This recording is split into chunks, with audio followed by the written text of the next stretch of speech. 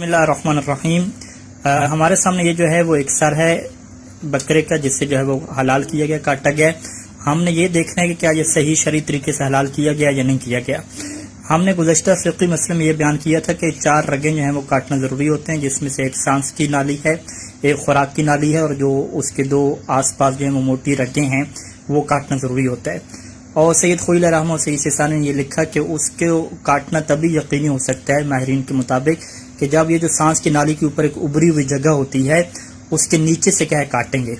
کیونکہ یہ جو سانس کی نالی پہ ابری ہوئی جگہ ہے جسے عربی میں جوزہ کہتے ہیں، یہ جو جوزہ اور گرہ ہے یہ بالکل سانس کی نالی کا اینڈ ہے، آخر ہے۔ تو اگر آپ اس کے اوپر سے کاٹیں گے تو وہ سانس کی نالی نہیں کٹ پائے گی،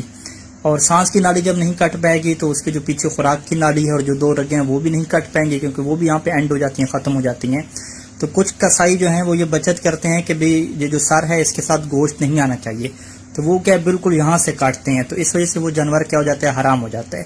تو اب ہم یہ یہاں پہ دیکھ رہے ہیں کہ کیا واقعا اس کی جو ہے وہ سانس کی نالی کٹی ہے یا سانس کی نالی سے اوپر کٹ گیا ہے۔ تو یہ ہمارے سامنے سر موجود ہے، اس کو آپ یہاں پہ الٹا کریں گے، گردن والی سائڈ پہ آپ دیکھیں گے تو یہ دیکھیں یہ جو جوزہ ہے، یہ جو گرہ ہے، ابری ہوئی جگہ ہے، یہ کیا ہے اس کی موجود ہے اس کے ساتھ،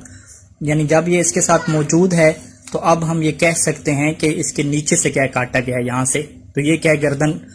سر کے ساتھ یہ حصہ موجود ہے، تو لہٰذا یہ جانور کیا ہے حلال ہے۔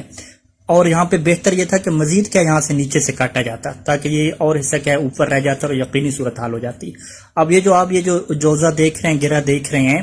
یہ بالکل جو ہے وہ اینڈ ہے، یہاں پہ سانس کی نالی یہاں پہ ختم ہو چکی ہے یہاں پہ، تو اگر کوئی یہاں سے کاٹتا ہے تو وہ پھر سانس کی نالی کٹنا شمار نہیں ہوگا، اور اس کے جو پیچھے ہیں وہ خوراک کی نالی وغیرہ رگیں وغیرہ وہ بھی نہیں کٹ پائیں گی۔ تو لہٰذا یہ احتیاط ضروری ہے، آپ قصاب کو ہمیشہ متوجہ کریں کہ یہ جو گرہ ہے بے شک تھوڑا سا اس سے نیچے رکھ کے کاٹ لیں تاکہ یہ یقینی ہو جائے کہ یہ گرہ کیا ہے، یہ جو جوزہ ہے یہ گردن کے ساتھ کیا رہی ہے، یہ کاٹنے گی پوری کی پوری۔